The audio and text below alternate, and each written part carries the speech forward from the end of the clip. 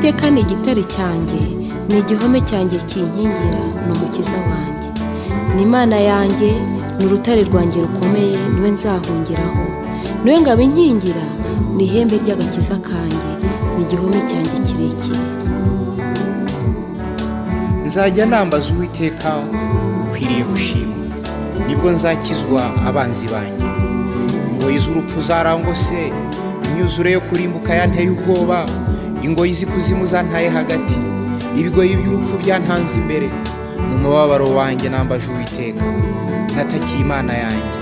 Yumvira ijwi ryanjye mu rusengero rwayo, ibyo natakiye imbere yayo biyinjira mu matwi.